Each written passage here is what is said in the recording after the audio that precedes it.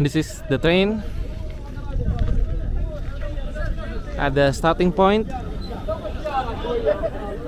and it's called Journey through 1916, which is the year of the Arab Revolt.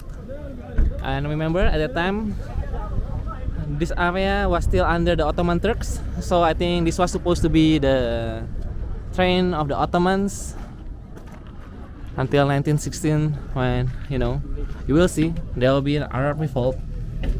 And this is the carriage.